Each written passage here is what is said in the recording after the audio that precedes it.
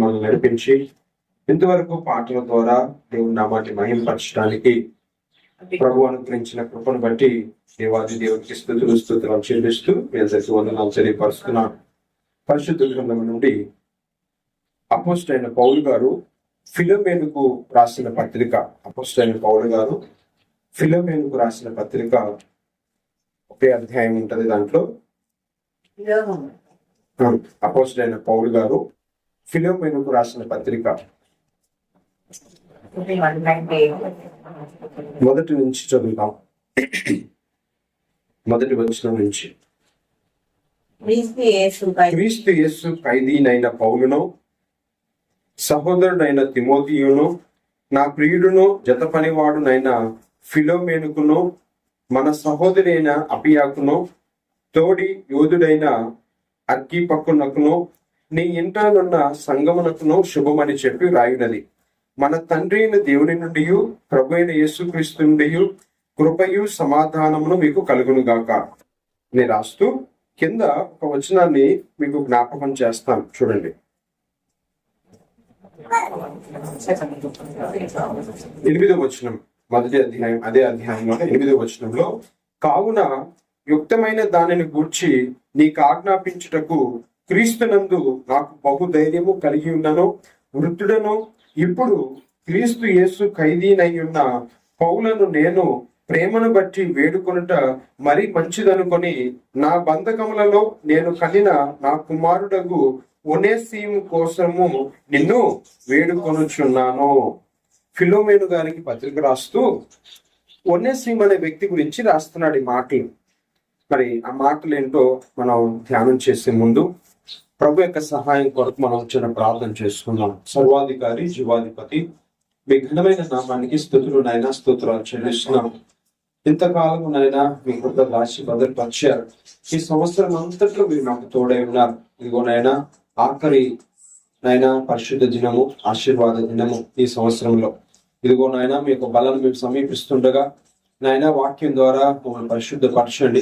వాక్యంతో నాతో మాతో మాట్లాడండి. తీసుకొచ్చిన ప్రతి బిడ్డని దీవించి ఆశీర్వదించండి. ఇంకా రావాల్సిన బిడ్డని నైనా త్వరపెట్టి నడిపించండి. నైనా ఈ వాక్య భాగం ద్వారా నాతో మాతో ఏం మాట్లాడాలనుకుంటున్నావో ప్రభువా అయ్యా మీరు మాట్లాడండి. మీ పిల్లనైన స్వరము మాకు వినిపింప చేయండి ప్రభువా. ఇదిగో నైనా సముద్ర జలముల ఘోష కంటే బలమైన నీ స్వరము నైనా మీకు స్తోత్రాలు చెల్లిస్తున్నాం. ఇదిగో నైనా ఉదయకాల సమయం ముందు నైనా మీ పాద సందుకు వచ్చి ఉన్నాం. మిమ్మల్ని ఆరాధన చేయాలని, మిమ్మల్ని స్తుతించాలని, మీ నామం హెచ్చించి గణపరచాలని ప్రభువా మీ పాద సందుకు వచ్చి ఉన్నాం. జ్ఞాపకం చేసుకోండి. ఈ వాక్య భాగం ద్వారా నాతో మాట్లాడండి. బలహీనుండి చేతకాని వాడిని నైనా నా పక్షంగా మీరు నిలబడండి. నా నోటికి బోరుగా ఉండండి. మీ శిలువ శక్తితో మీ పునరుద్ధరణ బలంతో నన్ను మమ్మల్ని నింపండి. మీ చేతికి అప్పు చెప్పుకుంటూ యేసయ్య నామమున ప్రార్థించి వేడుకొంచున్నాం తండ్రి, ఆమేన్. 8వ వచనంలో అపోస్తలుడైన పౌలు గారు ఫిలోమేనుకు రాసిన పత్రిక ఒక అధ్యాయమే ఉంటది. ఆ అధ్యాయంలో 8వ వచనంలో, కావున యుక్తమైన దానిని గూర్చి నీకు ఆజ్ఞాపించుటకు క్రీస్తునందు నాకు బహుధైర్యము కలిగి ఉన్నాను. ఇప్పుడు క్రీస్తు యేసు ఖైదీనై ఉన్న నన్ను పౌలను నేను ప్రేమను బట్టి వేడుకొనుగా మరి మంచుడనుకొని నా బంధకములలో నేను కనిన నా కుమారుడు ఒనేసీము కోసము నిన్ను వేడుకొనుచున్నాను. ఒనేసీము అనే వ్యక్తి కోసము నిన్ను వేడుకొనుచున్నాను. ప్రేమను బట్టి వేడుకొనుట మరి మంచిది. వాస్తవానికి పౌలు గారు ఎంతగా రాయాల్సిన అవసరం లేదని నేను అనుకుంటా. ఎందుకంటే పౌలు గారి ద్వారా వాక్యం నేర్చుకున్న వాళ్ళు చాలా మంది ఉన్నారు. పౌలు గారి ద్వారా దేవుడి దగ్గరికి వచ్చిన వాళ్ళు చాలా మంది ఉన్నారు. పౌలు గారు వాక్యం ప్రకటించినప్పుడు ఆ వాక్యం ద్వారా పట్టబడిన వారు చాలా మంది ఉన్నారు. అయినా ఇక్కడ రాస్తూ ఏమన్నాడంటే, యుక్తమైన దానిని గూర్చి నీకు ఆజ్ఞాపించుటకు క్రీస్తునందు నాకు బహుధైర్యము కలిగి ఉన్నను. ఏమంటున్నాడు, నేను ప్రేమను బట్టి వేడుకొనటం మరి మంచిదనుకొని నా బంధకములలో నేను కనిన నా కుమారుడకు ఒనేసీము కోసం నిన్ను వేడుకొనుచున్నాను. ఎవరి ఒనేసీము? అతడు పేరు 3వ చూడండి, 3 అనేసి ఉంది. ఒనేసీము దగ్గర 3 అని ఉంది. కింద ఏం రాస్తుంది? ఒనేసీము అను పేరు నాకు సహాయకరమైన వాడు. పౌలు గారికి సహాయకరంగా ఉన్నాడు. కానీ పౌలు గారి సువార్త ప్రకటన విషయంలో గాని, పౌలు గారికి సహాయకారిగా ఉన్న ఈ ఒనేసీమును గురించి ఫిలోమేను గారికి రాస్తూ ఏమన్నాడు చూడండి. అదే 11వ వచనం చూడండి. 11. అతడు మునుపు నీకు ప్రయోజనమైన వాడే కాదు. ఆగండి. ఒకప్పుడు ఒనేసీము జీవితం ఎలా ఉంది? ఉపయోగం లేనివాడు, నిష్ప్రయోజనం. మనం కూడా చాలాసార్లు అంటాం, ఎంత వయసు వచ్చింది, ఏం ఉపయోగం రాని. నీ వల్ల ₹1 ఆదాయం ఉందా? నీ వల్ల ₹1 ఆదాయం ఉందా? ఒకవేళ నీ వల్ల ఏమన్నా సహాయం ఉందా? ఎంత వయసు వచ్చింది, నీ వల్ల ఉపయోగం లేదు, నిష్ప్రయోజనం. నిష్ప్రయోజనమైన వాడు. ఒకప్పుడు ఒనేసీము అనే వ్యక్తి నీకు నిష్ప్రయోజనం. ఫిలోమేను గారికి చెప్తున్నాడు, నీకు నిష్ప్రయోజనము ఒకప్పుడు, కానీ ఇప్పుడు నీకును నాకును ప్రయోజనకరమైన వాడాయను. ఒకప్పుడు నిష్ప్రయోజనమైన వ్యక్తి ఒనేసీము అనే వ్యక్తి, కానీ ఇప్పుడు ఎలా ఉన్నాడు? పౌలు గారికి సహాయకారిగా ఉన్నాడు, ఫిలోమేను గారికి సహాయకారిగా ఉన్నాడు. ఒకప్పుడు నిష్ప్రయోజనమైన వాడైన వాడే ఇతడే ఇప్పుడు ఏమని రాస్తున్నాడు? నీకును నాకును ప్రయోజనకరమైన వాడు. ఒకప్పుడు మనం దేవునికి కూడా నిష్ప్రయోజనమైన, దేవునికి ఏమైనా ఉపయోగం ఉందా? మన వల్ల దేవునికి ఉపయోగం ఏం లేదు. లోకంలో జీవిస్తూ, లోకంలో సంచరిస్తూ, లోకాన్ని వెంబడిస్తూ ఉన్నాం. మన వల్ల దేవునికి ఉపయోగం ఏమీ లేదు. మనం అనుకోవచ్చు, మనం రక్షణ పొందక ముందు కూడా మందిరానికి వెళ్ళిన దినాలు ఉన్నాయి. అదే భక్తి, నామకార్థ భక్తి, నామకార్థ జీవితం.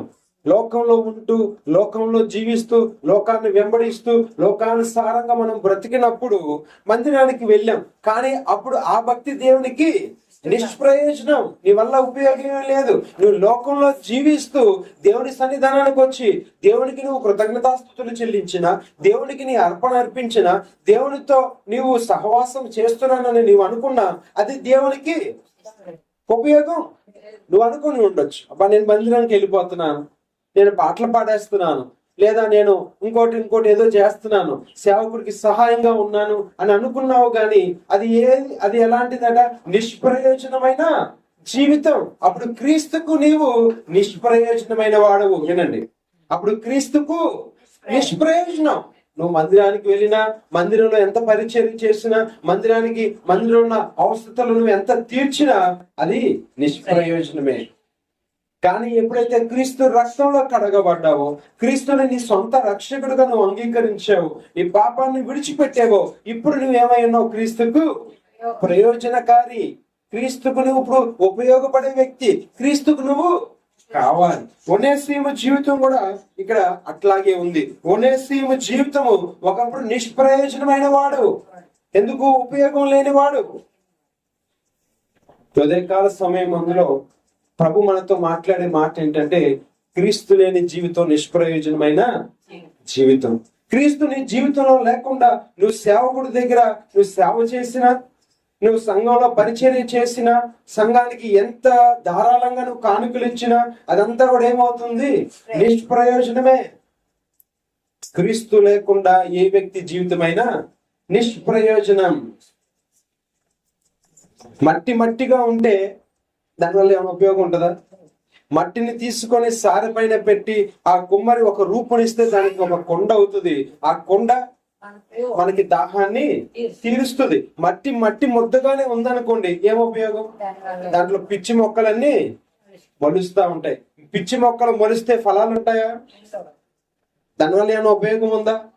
ఆ ముద్దను తీసుకొని మరి అతడు ఏం చేస్తాడట, తన సారె పైన పెట్టుకొని దానికి ఒక రూపాన్ని ఇస్తాడు.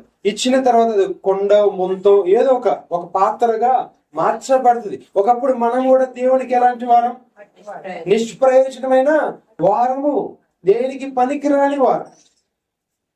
కానీ క్రీస్తు తన వెలలేని రక్తాన్ని నీ కొరకు నా కొరకు చిందించి, క్రీస్తు శిలువలో తన ప్రాణమును పెట్టి ఆ రక్త ధారల్లో మన పాపాన్నంతా కడిగి నిష్ప్రయోజనమైన మనల్ని ఏం చేశాడట? ప్రయోజకులు. ప్రయోజనకరంగా చేశాడు.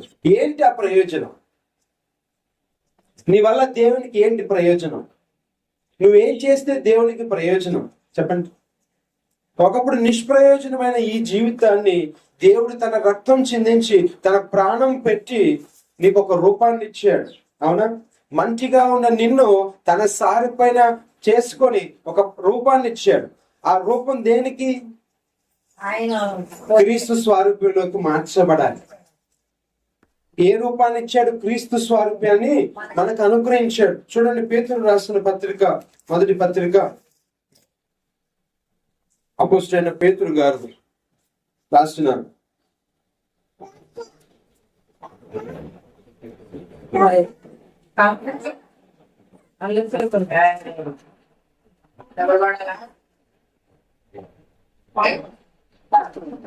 మొదటి అధ్యాయం 16వ వచనం చూడండి. కాగా మీరు విధేయులకు పిల్లలై మీ పూర్వపు అజ్ఞాన దశలో మీకుండిన ఆశలను అనుసరించి ప్రవర్తింపక మీరును సమస్త ప్రవర్తన పరిశుద్ధులై ఇది ప్రయోజనం. ఎప్పుడు ప్రయోజనం అవుతాం అంటే మనం ఒకప్పుడు మీ పూర్వపు మీ అజ్ఞాన దశలో మీకుండిన ఆశలను అనుసరించి ప్రవర్తింపక మిమ్మును పిలిచిన వాడు పరిశుద్ధుడై ఉన్న ప్రకారము మీరును సమస్త ప్రవర్తన యందు ఇప్పుడు ప్రయోజనం అవుతాం. ఒకప్పుడు ఒనేసిము లోకంలో జీవించి ఉండొచ్చు, అందుకనే నిష్ప్రయోజన వాడయ్యారు. ఒకప్పుడు ఒనేసిము వల్ల ఏమి ఉపయోగము లేదు, ఎందుకంటే లోకాన్ని అనుసరించి లోకంలో సంచరించి లోకానుసారంగా జీవించాడు కాబట్టి సంఘానికి ఉపయోగం లేదు, దేవునికి అంతకన్నా ఉపయోగం లేదు. కానీ ఇప్పుడు ఆయన వెలలేని రక్తము తన ప్రాణము పెట్టడం ద్వారా ఆ రక్తము ద్వారా మనల్ని కడిగి పరిశుద్ధపరుచుకున్నాడు. ఇప్పుడు మనల్ని ఎందుకంట ఇప్పుడు మనం ప్రయోజనమైన వారం. ఎలాగా ఎప్పుడు ప్రయోజనం అవుతాం అదే రాస్తున్నాడు. చూడండి 16వ వచనంలో, మీరు విధేయులకు పిల్లలై మీ పూర్వపు అజ్ఞాన దశలో మీకుండిన ఆశలను అనుసరించి ప్రవర్తింపక ఎప్పుడు ఉపయోగపడతామంట? ఎప్పుడు ఉపయోగపడతాం? విధేయులకు పిల్లలు అవ్వాలి. ఒకప్పుడు అవిధేయులైన పిల్లలం మనం, ఒకప్పుడు అవిధేయులైన పిల్లలం. విధేయత చూపించాలి, దేవునికి లోబడాలి. రెండోది, మన పూర్వపు అజ్ఞాన దశలో ఇంతకు ముందు ఏ ఆశలు అనుసరించి నడిచామో, ఏ లోకాన్ని అనుసరించి నడిచామో ఆ విధంగా నడవకుండా ఉండాలి. అప్పుడే దేవునికి మనం ఏమవుతాం? ప్రయోజకులం అవుతాం. అప్పుడే దేవునికి నీ వల్ల నా వల్ల ప్రయోజనము. ఒకప్పుడు నిష్ప్రయోజనమైన మన జీవితాన్ని తన రక్తాన్నిచ్చి, తన వెలలేని రక్తాన్నిచ్చి ఎందుకు నిన్ను నన్ను కడిగి పరిశుద్ధపరిచాడు, ఎందుకు ఇప్పుడు ప్రయోజకులుగా మనం చేశాడంటే మన ద్వారా దేవునికి ఏం చెల్లించబడాలి? మహిమ రావాలి, ఆయనకి ఆరాధన చేయాలి, ఆయనకి కృతజ్ఞతాస్తుతులు మనము చెల్లించాలి. ఏది ప్రయోజనం అంటే మనం ఆయనకి ఏమి చేయవసరంలా, మనల్ని ప్రయోజకులుగా, నిష్ప్రయోజకమైన మనల్ని ప్రయోజకులుగా దేనికి చేశాడంటే మన ద్వారా ఆయనకి ఏం కలగాలని. అప్పుడే మనం ప్రయోజకులం. మన ద్వారా ఆయనకి మహిమ కలగనంత వరకు, మన ద్వారా ఆయనకి మెప్పు కలగనంత వరకు, మన ద్వారా ఆయనకి స్తుతులు చెల్లింపబడనంత వరకు మన వల్ల ఆయనకి ఏముండదు? ఉపయోగము ఉండదు. క్రీస్తు లేని జీవితము నిష్ప్రయోజనం. క్రీస్తు లేని జీవితం నిష్ప్రయోజనం. అందుకే పౌలు గారు అంటున్నారు, చూడండి అక్కడ పౌలు గారు ఏం రాస్తున్నారు చూడండి. అదే ఫిలోమోను గారి పత్రికలో 11వ వచనం, అతడు మునుపు నీకు నిష్ప్రయోజనమైన వాడే గాని ఇప్పుడు ప్రయోజకరమైన వాడు. చదువు. నా ప్రాణము వంటి వాడనైనా అతనిని నీ యొద్దకు తిరిగి పంపిస్తున్నాను. ఒకప్పుడు ఏం ఉపయోగం లేదు, ఎందుకురా నువ్వు ఇంకా చాలా మాటలు చెప్తావు, నా నోటితో నేను చెప్పలేండి. మనం ఏం మాట్లాడతాం? ఎందుకురా ఇడున్నా ఒకటే. ఉపయోగం లేని జీవితాలు అవి. కానీ ఇప్పుడు ఒనేసిము పౌలు గారికి ఎలా అయిపోయాడట? ప్రాణము వంటి వాడైపోయాడు. ఒకప్పుడు వీడు ఎందుకు పనికిరాని వాడు, వీడి వల్ల ఉపయోగం లేదు, ఉన్నా ఒకటే లేకపోయినా ఒకటే, నిష్ప్రయోజనమైన ఒనేసీము ఇప్పుడు పౌలు గారికి ఎలాంటి వాడైపోయాడట? నా ప్రాణము వంటి వాడైన అతనిని. ఒనేసీము ఎలా అయిపోయాడు ఇప్పుడు? పౌలు ప్రాణం వంటి వాడైపోయాడు. ఎలా చేయబడింది ఇది? క్రీస్తు రక్తము ఆ పాపానంతా కడిగింది. క్రీస్తు ప్రాణము తనని మార్చింది. నిష్ప్రయోజనమైన జీవితంలో నుంచి ప్రయోజనకరమైన జీవితంలోకి మార్చింది. ఒకప్పుడు ప్రయోజనం లేనివాడు ఇప్పుడు ఎలా అయిపోయాడంట? పౌలుకి సహాయకారిగా ఉన్నాడు. ఒనేసిము అనే మాటకు సహాయకారి, పౌలు గారి పరిచర్యలో ఎంతో ఉపయోగపడిన వాడు. ఇంకొక మాట కూడా రాస్తున్నాడు చూడండి, 13వ వచనం. నేను సువార్త కొరకు నీకు ప్రతిగా అతడు నాకు పరిచారం చేయు నిమిత్తము నా యొక్క ఉంచుకున్న అతన్ని నుంచుకోవాలని ఇంటిని గాని ఈ ఉపకారము బలవంతము చేయనప్పుడు కాక స్వేచ్ఛాపూర్వకమైనదిగా ఉండవలెను.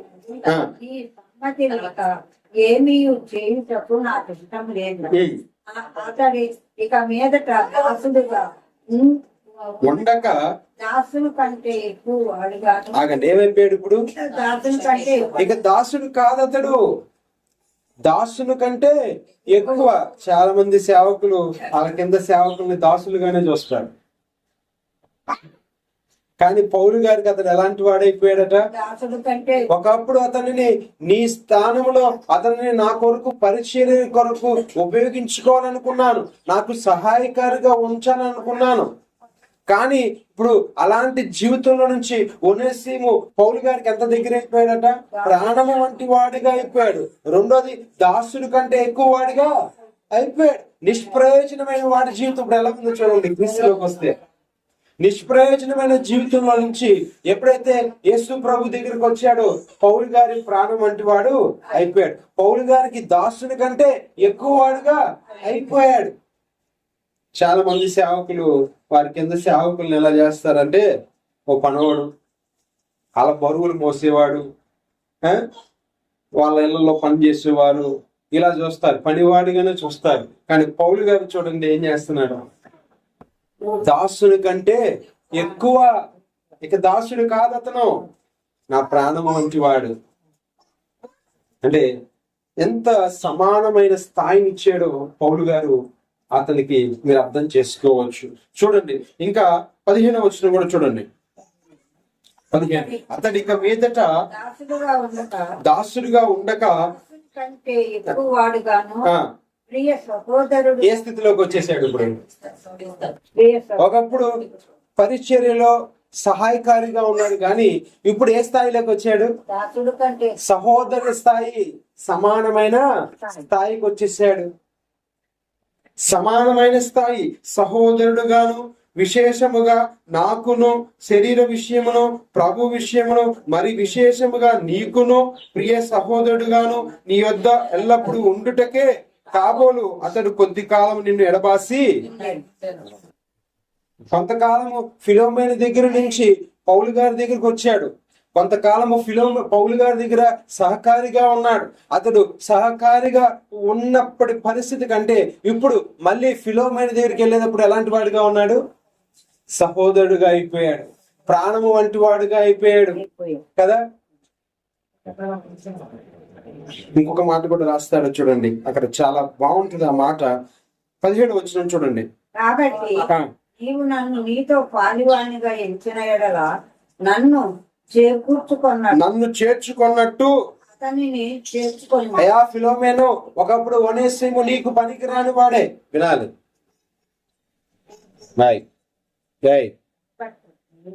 కూర్చో కూర్చో కూర్చో. ఒకప్పుడు ఒనేసిము జీవితం ఎలా ఉంది? నిష్ప్రయోజనమైన వాడు, ఎవరికి ఉపయోగం లేని వాడు. ఇప్పుడు ఎప్పుడైతే క్రీస్తులోకి వచ్చేసాడో ఇప్పుడు పౌలు గారికి సహోదరుడు అయిపోయాడు, పౌలు గారి ప్రాణం వంటి వాడైపోయాడు. ఆఖరికి ఇంకక్కడ మనం చూస్తున్నాము, ఇదిగో అక్కడ మనం చదువుతున్నాం కదా, విశేషముగా సహోదరుడుగాను నీ యొద్ద ఎల్లప్పుడూ ఉండటకే కాబోలు అతడు కొద్ది కాలం నిన్ను దాసుల కంటే ఎక్కువ స్థితిలోకి వచ్చేసాడు. ప్రాణము వంటి వాడు, సహోదరుడు వంటి వాడు. ఇంకొక మాట కూడా రాస్తాడు చూడండి, నన్ను చేర్చుకున్నట్టే అతన్ని కూడా నీవు చేర్చుకో. నాకు నీ హృదయంలో ఏ స్థానం ఉందో, ఏ స్థానాన్ని ఇమ్మన్నాడు ఇప్పుడు?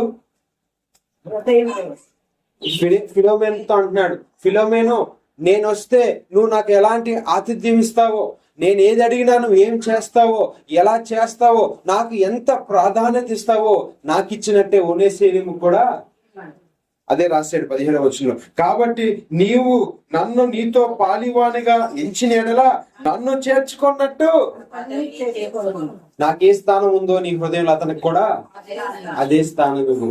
నిష్ప్రయోజనమైన ఒనేసిము ఏ స్థానంలోకి వచ్చేసాడు? పౌలును చేర్చుకున్నట్టే పౌలుకి ఏ స్థానం ఉందో ఒనేసిముకు కూడా అదే స్థానం. ఇంకొక మాట కూడా ఉంటుంది చూడండి, 18వ వచనం. అతడు నీకు ఏ నష్టమైనను కలుగ చేసిన ఎడలా, నీకు ఏమైనా రుణమున్న ఎడలను నేను కడతాను అతని బదులు. నీకేదైనా రుణపడి ఉన్నా, నీకు అతడు ఏమైనా నష్టము కలుగ చేసినా ఆ భారం అంతా నాది, ఆ బాధ్యత అంతా నాది. చూడండి ఎంత గొప్ప మనస్సు ఇక్కడ పౌలు గారికి ఉందో. మరి ఒనేసిము జీవితము మరి ఈ విధంగా ఎలా మార్చబడింది? అతడు ఏదైనా నష్టం చేసినా, అతడు నీకు ఏదైనా రుణమున్నా అది నేను ఇస్తానని పౌలు గారు చెప్తున్నాడు ఫిలోమేనుకు రాస్తూ. వినండి వినండి, పౌలు గారు ఇప్పుడు ఒనేసిము కోసం ఏం చేస్తున్నాడు? ఏ ఖర్చైనా నేను భరిస్తాను. ఇది ఏం సూచిస్తుందో తెలుసా? దొంగల చేతిలో పట్టబడిన ఆ బాటసారిని దొంగలు ఏం చేశారట? అతన్ని కొట్టారు, లాగేసుకున్నారు, కొట్టారు కొన ప్రాణంతో. అప్పుడు ఆ మార్గంలో వెళ్తున్న అతను ఏం చేశాడు? ఆ సమరయుడు ఒక పూట కొని వాళ్ళ దగ్గరికి తీసుకెళ్లి, ఇదిగో ఇతనికి ఏమైనాను నాది బాధ్యత, ఎంత ఖర్చైనా నాది బాధ్యత, పరామర్శించాడు, తీసుకొని వెళ్ళాడు. అతనికి ఏ ఖర్చైనా సరే నేను భరిస్తాను. మరి ఆ సమరయుడు మార్గంలో వెళ్తున్నాడు. అతనెవరో ఇతనెవరో నిష్ప్రయోజనమైన మన జీవితాలని కూడా దేవుడు ఏం చేశాడంట? తన వెలలేని రక్తాన్ని మన కొరకు చిందించాడు. ఇక్కడ పౌలు గారు అంటున్నాడు, అతడి వల్ల నీకు ఏదైనా నష్టం జరిగినా, అతడు ఏదైనా నీకు రుణముగా ఉన్నా అది నాది, నా ఖర్చు పెడతా. ప్రభువు కూడా తన రక్తాన్ని ఇచ్చాడు. ఒనేసిము నిమిత్తమై పౌలు గారు ఏం చెప్తున్నారో అదే ప్రభు వారు మన జీవితాల్లో చేశాడు. మనల్ని నిష్ప్రయోజకులుగా ఉన్న మనల్ని ప్రయోజకులకి, దేవునికి ప్రయోజనకరంగా చేయటం కోసం ఆయన వెలలేని రక్తాన్ని ఏం చేశాడట? చిందించాడు. ఆయన సమస్తాన్ని ధారపోసాడు. నీతిమంతుని కొరకు ఎవడైనా ఒకడు చనిపోవటకు తెగింపవచ్చును గాని పాపి కొరకు చనిపోవటానికి ఎవరు తెగిస్తారు? ఎవరైనా తెగిస్తారా? ఎవరైనా నీతిమంతుడు ఉన్నాడు అనుకోండి, అరే ఇది మంచోడురా, వీడికి కష్టం వచ్చిందిరా, పాపం నష్టపోయాడురా వ్యాపారంలో, అరే ఇది మంచోడురా, వీడికి ఏదైనా సహాయం చేద్దాం, మళ్ళీ ఇన్ని కొంచెం గట్టెక్కిద్దాం అనుకుంటాం. అవునా? నీతిమంతుడు ఆడు మంచోడు అయితే. అదే అన్యాయస్తుడే అనుకో, ఏమంటాం? ఇది జరగాల్సిందే, వీడికి శాస్తి జరగాల్సిందే, వీడు అన్యాయం చేశాడు కాబట్టి వీడికి అన్యాయం జరిగిందని చెప్పి ఎవడికి వాడు వెళ్ళిపోతాడు. కానీ అన్యాయస్తులమైన మనము, అక్రమాస్తులమైన మనల్ని ప్రభు విడిచి వెళ్ళిపోలా. తన వెలలేని రక్తాన్ని మన కొరకు చిందించాడు. ఎందుకో తెలుసా? మనల్ని ప్రయోజకులుగా చెయ్యాలని. దేనికి ప్రయోజకులుగా చేయాలని? చాలా మంది అనుకుంటున్నారు రక్షణలోకి వస్తే ఈ లోక సంబంధమైన ఆశీర్వాదాలన్నీ మనకు వచ్చేస్తాయి అనుకుంటారు. అంటే యేసు ప్రభువును నమ్ముకుంటే చాలా మంది నేటికి వారి యొక్క ఉద్దేశాలు నేను మీతో పంచుకోవడానికి ఇష్టపడుతున్నాను. చాలా మంది క్రైస్తవులు ఎలా ఉన్నారంటే రక్షణ పొందితే, ప్రభువుని నమ్మితే, బాప్తిజం తీసుకుంటే ఈ లోకంలో ఆశీర్వదింపబడతామని అనుకుంటున్నారు. కాదు, ప్రభు నిన్ను నన్ను ప్రయోజకునిగా చేసింది. ప్రభు తన రక్తాన్ని చిందించింది ఈ లోక సంబంధమైన ఆశీర్వాదాలు ఇవ్వటానికి కాదు, పరలోక సంబంధమైన ఆశీర్వాదాలు ఇవ్వాలని.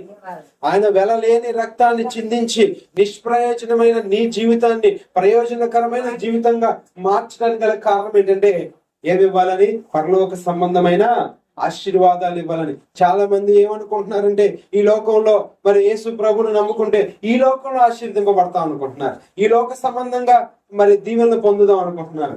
ఈ లోక సంబంధమైన దీవెనలు కాదు. యాకోబు రాత్రి అదే అంటున్నాడు. ఏమన్నాడు? అయ్యా, నువ్వు నన్ను ఆశీర్వదించితేనే కానీ నేను నిన్ను విడిచిపెట్టను. ఎందుకంటే లోక సంబంధమైన ఆశీర్వాదాల కోసం ఒకప్పుడు మోసకారిగా జీవించిన యాకోబు దేనికి అన్నను మోసం చేశాడు చెప్పండి? అవకాశం కోసం ఎదురు చూచాడు. చక్కగా ఆ కలగూర వండుకుంటున్నాడు. అన్న వేటకెళ్ళాడు ఏశావు, ఏమీ దొరకల, ఆకలితో వచ్చాడు. ఆ ఎర్రగా కూర కనబడింది. ఏమన్నాడు? తమ్ముడు ఆకలేస్తుందిరా, అన్నం పెట్టమన్నాడు. అప్పుడు అవకాశాన్ని చూశాడు యాకోబు, అవకాశాన్ని చూశాడు. ఆశీర్వాదం పొందగోరి ఏమన్నాడు? అయ్యా, ఇదో ఈ కూర నీకు పెడతాను, కానీ నీ జ్యేష్ఠత్వాన్ని నాకు ఇచ్చేసేయి అన్నాడు. ఆశీర్వాదం, జ్యేష్ఠత్వపు ఆశీర్వాదాన్ని ఇచ్చేయమన్నాడు. అవకాశం కోసం చూశాడు. ఏది? లోక సంబంధమైన ఆశీర్వాదం కోసం. కానీ ఒకప్పుడు యాకోబు లోక సంబంధమైన ఆశీర్వాదం కోసం అన్నను మోసం చేశాడు. లోక సంబంధమైన ఆశీర్వాదాలు దీవెనల కోసం నాన్నని మోసం చేశాడు. ఆ రాత్రి ఏమంటున్నాడు? ఎబోకు రేవు దగ్గర, ఇది కాదయ్యా ఆశీర్వాదం, నువ్వు నన్ను ఆశీర్వదిస్తేనే కానీ నేను నిన్ను విడిచిపెట్టనన్నాడు. యాకోబు ఇశ్రాయేలు అయ్యాడు. ఒనేసిము నిష్ప్రయోజనమైన వాడే కానీ యేసు ప్రభు దగ్గరికి వచ్చిన తర్వాత, యేసు ప్రభులోకి వచ్చిన తర్వాత ఏమయ్యాడు? ప్రయోజకుడైపోయాడు. ప్రయోజకుడే కాదు కానీ ఒకప్పుడు నువ్వు యేసు ప్రభుకు దూరస్తుడిగా ఉన్నావు. ఎప్పుడైతే యేసు ప్రభుని నీవు నమ్మి యేసు ప్రభుని సొంత రక్షకుడిగా అంగీకరించి ఆయన రక్తంలో నువ్వు కడగబడితే ఆయనకి నువ్వేమవుతావు? ప్రాణము వంటి వాడు అయిపోతావు. ఆయన నిన్ను ఎలా చూస్తాడంటే ఆయన ప్రాణము వంటి వాడుగా నిన్ను చూస్తాడు. రెండోదిగా ఆయన మనకు సహోదరుడు అయిపోతాడు. క్రీస్తు మన అన్న. ఎవరట ఆయన? ఆయన మన పెద్దన్న. ఆయన తమ్ముళ్ళు మనం క్రీస్తుకు సహోదరులం అవుతాం. అందుకని అన్నాడు, ఆయన మనలను సహోదరులను పిలువుటకు సిగ్గుపడలేదు. ఒకప్పుడు మనం ఎలాంటి వారం? దాసులము. ఇప్పుడు దాసుల కంటే ఎక్కువ వారం. నాలుగోదిగా మనం చూసినట్టయితే ఒకప్పుడు ఏ స్థితి లేదు మన దగ్గర, కానీ యేసు ప్రభువుని మన సొంత రక్షకుడిగా అంగీకరించి మన పాపాలన్నీ ఆయన పాదముల దగ్గర విడిచిపెట్టి రక్షణ పొందిన తర్వాత ప్రభు మనల్ని ఎక్కడ చేర్చుకున్నాడు? తన హృదయంలోకి చేర్చుకున్నాడు. ఆయన హృదయంలో మనం ఉన్నాం, మన హృదయంలో ఆయన ఉండాలి. చూడండి, యేసు ప్రభు లేని జీవితం ఎలాంటిదట? నిష్ప్రయోజనమైన జీవితం. కానీ యేసు ప్రభు మనలో ఉంటే, యేసు ప్రభుతో మనం ఉంటే మనం ఎలా ఉంటాం? ఆయన మనకు ప్రాణం వంటి వాడుగా ఉంటాడు, మనకు ఆయన ప్రాణం వంటి వాడుగా అయిపోతాడు. రెండోదిగా మనం ఆయనకి సహోదరులము అయిపోతాం. మూడోదిగా ఆయన మనల్ని ఎక్కడ చేర్చుకుంటాడట? తన హృదయంలో చేర్చుకుంటాడు. నాలుగోదిగా చూసినట్టయితే ఆయన గనక నీవు నీ సొంత రక్షకుడిగా అంగీకరిస్తే ఆయన నీ కోసం ఏదైనా చెల్లించడానికి ఇష్టపడుతున్నాడు. పౌలు గారు అంటున్నారు, నీకు ఒనేసిము వల్ల ఏమైనా నష్టం కలిగినా, ఒనేసిము వల్ల ఏదైనా రుణం ఉన్నా అది నా ఖాతాలో రాయి, నేను కడతాను. ఒకప్పుడు మరి ఒనేసిము నిష్ప్రయోజనంగానే ఉన్నాడు అనుకోండి, పౌలు గారు ఈ మాట అనగలుగుతారా? పౌలు గారు అతని భారాన్ని తీసుకుంటారా? ఎప్పుడైతే ఒనేసిము జీవితం మారిందో, ఒకప్పుడు నిష్ప్రయోజనమైన వాడే, కానీ ఎప్పుడైతే ప్రభువులోకి వచ్చాడో ఒనేసిము జీవితం ఏమైపోయింది? ప్రయోజనకారి. పౌలు గారికి స్వార్థ పనిలో పౌలు గారికి ఎలా ఉన్నాడు? సహాయకారిగా ఉన్నాడు, సహాయం చేసేవాడు. ప్రభు నిన్ను నన్ను రక్షించుకుంది కూడా అదే. ఒకప్పుడు నిష్ప్రయోజనమైనది, మీరు బాగా అర్థం చేసుకోండి. ఒకప్పుడు మంటి పరిస్థితి మంది, ఒకప్పుడు మంటి పరిస్థితి. చూడండి, మన్ను గనక చూస్తే దానిలో పిచ్చి మొక్కలన్నీ ఏమైపోతా ఉంటాయి? మొలుస్తా ఉంటాయి. ఆ మంటి వల్ల ఏమైనా ఉపయోగం ఉంటుందా? తోటమాలికి పిచ్చి మొక్కలన్నీ మొలుస్తున్నాయి అనుకోండి, ఏమైనా ఉపయోగం ఉంటుందా? ఏమీ ఉండదు. అదే ఆ మంటిని తీసుకొని చక్కగా తవ్వి రాళ్ళన్నీ ఏరి మంచి ఎరివేసి మొక్కకు పెట్టి మరి మంచి పువ్వులు పూస్తే అది సారవంతమైన నేల అని పిలువబడుతుంది. ఆ మట్టి ఎలాంటిదట? సారవంతమైనది. ఒకప్పుడు సారము లేని పిచ్చి మొక్కలు మొలిసిన మంచి వంటి వారు, ఒకప్పుడు ఉపయోగం లేని మంచి వంటి వారు. ఇప్పుడు ఏమైపోయింది? ప్రభు దగ్గరికి వచ్చిన తర్వాత ప్రయోజనకరం సారవంతమైన మట్టిగా మార్చబడ్డాం. అందుకే ప్రభు అన్నాడు, ఆ చెట్టు దగ్గరికి వచ్చాడు, ఆకలేసింది, ఏమన్నాడు? ఆకులు తప్ప ఫలాలు లేవు.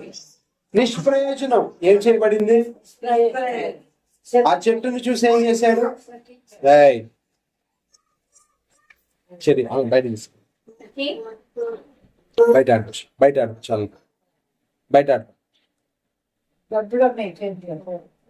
ఆ చెట్టును చూసి అన్నాడు, ఇది నిష్ప్రయోజనమైనదని శపించాడు, కొట్టేమన్నాడు. అంతే.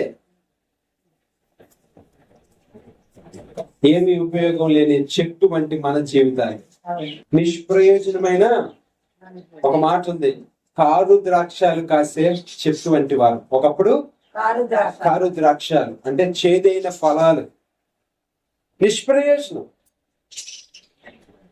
ఎప్పుడైతే ప్రభు తన రక్తాన్ని మన కొరకు చిందించాడు, ఆ రక్తంలో మనం కడగబడ్డాము, ఇప్పుడు ప్రభులోకి వచ్చిన మనం ఏమయ్యాం? ప్రయోజనం అయ్యాం. మంచి ఫలాలు మనలో ఫలించాలి. నిష్ప్రయోజనమైన నీ జీవితాన్ని తన రక్తము ద్వారా, శిలువలో తన ప్రాణం పెట్టడం ద్వారా నువ్వేమై ఉన్నావు? ప్రయోజనకారివయ్యావు. ప్రయోజనకారిగా ఉన్న నీ వల్ల ప్రభుకి ఏం కలగాలి? మహిమ కలగాలి, ఆయన ఆరాధన చేయాలి. ఒకే ఒక మాట చెప్పి నేను ముగిస్తాను. నిష్ప్రయోజనమైన నీ జీవితం ప్రయోజనకరంగా ఎందుకు మార్చబడిందో తెలుసా? ఆయనకి సహకారిగా, దేవుని పనిలో మనం ఎలా ఉండాలి? సహకారిగా ఉండాలి. ఆయన సువార్త ప్రకటన విషయంలో మనము కూడా సువార్తను ఏం చేయాలి? ప్రకటించాలి. అందుకనే ఏమన్నాడు? కొరింథీయులకు రాసిన పత్రికలో పౌలు గారు అన్నారు, కొందరిని అపోస్తులుగాను, కొందరిని బోధకులుగాను, కొందరిని సువార్తికులుగాను, కొందరిని పరిచారకులుగా పిలుచుకున్నాడు. ఎందుకు పిలిచాడు? దేనికి పిలిచాడు? నువ్వు పరిచర్య చేసే తలంతు నీకుంటే నువ్వు సేవ సంఘంలో ఏం చేయాలి? పరిచర్య చేయాలి. నీకు స్వార్థికుని పని అప్ప చెప్తే నువ్వేం చేయాలి? స్వార్థ పని చేయాలి. నువ్వు బోధకుడుగా ఉండి పిలువబడితే నువ్వేం చేయాలి? బోధ చేయాలి. ఇదే ప్రయోజనకరమైనది. ఏది ప్రయోజనం అంటే, నిష్ప్రయోజనమైన నీ జీవితాన్ని తన రక్తం ద్వారా ఎందుకు ప్రయోజనం చేశాడంటే, దేనికోసం అంటే నీ ద్వారా దేవుని పని జరగాలి, సువార్త ప్రకటన అనే పని జరగాలి. అప్పుడు నీవు ప్రయోజనకారివి. ఒక కుండనిగా ఇప్పుడు ఆ మట్టిని తీసుకొని కుండగా తయారు చేసి ఆ కుండగా ఉందనుకోండి, ఏం ఉపయోగం? లేదు. అది చూడటానికి తప్ప దేనికి? కొన్నాళ్ళకి ఏమైపోద్ది అది? అదే దాంట్లో నీళ్లు పోస్తే, చల్లని నీళ్లు ఆ కొండ ద్వారా వస్తే ఎంతమంది దాహం తీర్చబడుతుంది? మరి వాక్యం లేని జీవితాలు ఎంతో మంది ఉన్నాయి. ఆ దాహం ఎవరి చేత తీర్చబడాలి? మన చేత. అదే ప్రయోజనకరం. నీ వల్ల దేవుడికి ఏమన్నా ప్రయోజనం ఉంది అంటే ఒకటి, ఆయన పని. ఆయన పనిలో నీవు సహకారిగా ఉన్నావా? ఒనేసిము ఒకప్పుడు నిష్ప్రయోజనమైన వాడే. ఇప్పుడు పౌలు గారు ఏం రాశారు? ఒనేసిము అనే మాటకు అర్థం ఏంటి? సహాయకారి. ప్రభు పనిలో సహాయంగా ఉన్నాడు పౌలుకి. అక్కడ పౌలు గారు రాస్తున్నారు చూడండి, 13వ వచనంలో, నేను సువార్త కొరకు బంధకములలో ఉండగా నీకు ప్రతిగా అతడు నాకు పరిచారము చేయు నిమిత్తము నా యొద్ద అతనిని ఉంచుకొనవలెనని ఉంటిని. అతన్ని ఎక్కువ కాలం నా దగ్గర ఉంచుకోవాలనుకున్నాను పరిచర్య నిమిత్తము, కానీ నీ సమ్మతి లేకుండా నేను ఆ పని చేయడానికి ఇష్టపడలేదు. నీ సమ్మతి కోరుకున్నాను. తను సువార్త పనిలో మనం దేవునికి ఎలా ఉండాలి? సహాయకారులుగా ఉండాలి.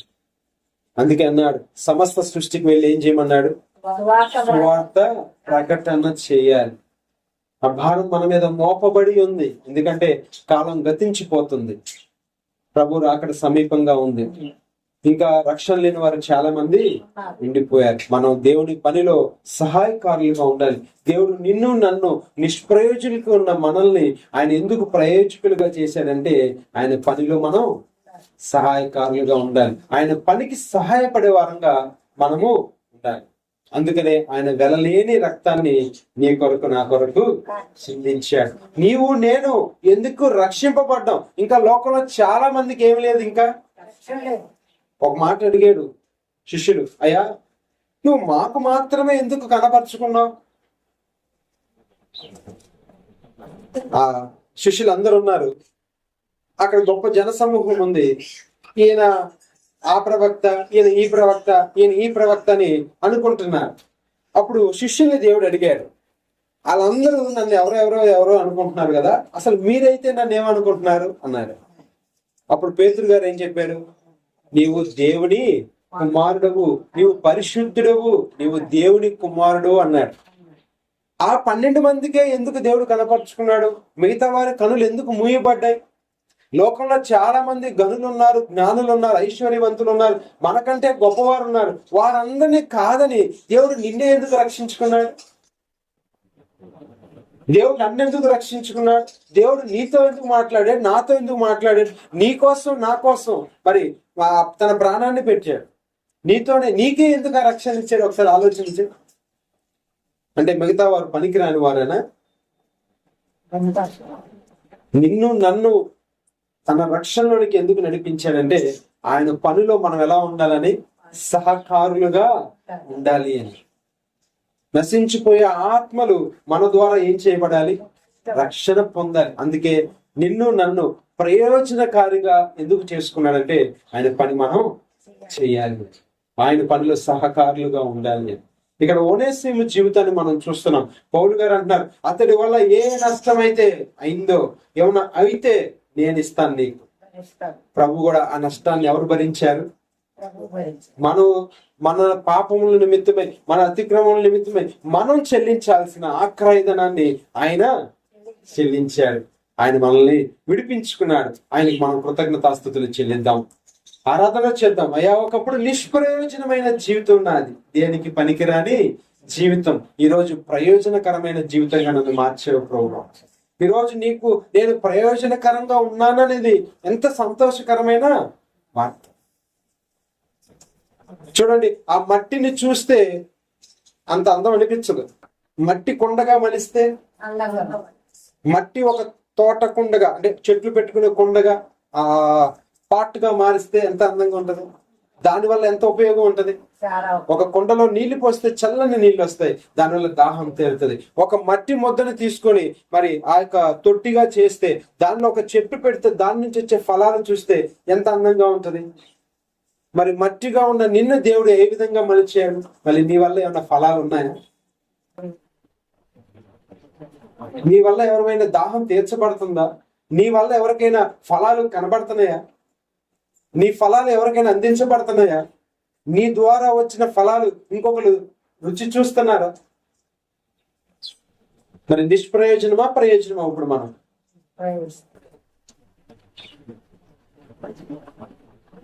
నిష్ప్రయోజనమే, నిష్ప్రయోజనమే. పరిశీలన చేసుకుందాం మన హృదయాలను. ఇంకా ప్రభువుకు మనం నిష్ప్రయోజకులుగానే ఉండిపోతున్నాం. ఒనేసిము అయితే సహకారిగా ఉన్నాడు, పౌలుకి ప్రాణంగా ఉన్నాడు, పౌలుకి సహోదరుడుగా ఉన్నాడు. దాసుని కంటే ఎక్కువ వాడును, సహోదరుడుగాను. నువ్వు నన్ను ఎలా చేర్చుకుంటావో ఒనేసిమును కూడా అట్లాగే చేర్చుకో. ఆ స్థానం ఇచ్చాడు. మరి మనం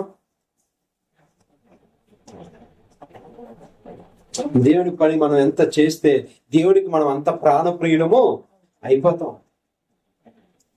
షడ్రకు మెషకు దానియేలు కోసం ఆయనే ఎక్కడికి వచ్చేసాడు చెప్పండి?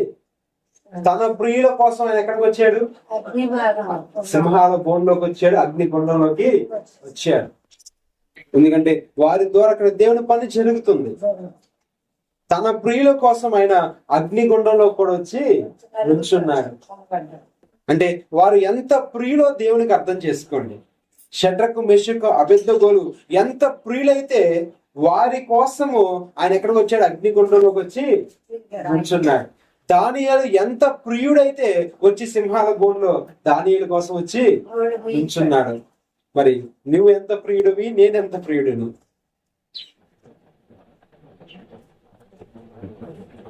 అందుకనే ప్రసంగి గ్రంథం, మరి పరమగీతము గ్రంథంలో సొలొమోను గారు రాస్తారు, షోలమతి నా ప్రాణ ప్రియురాలా.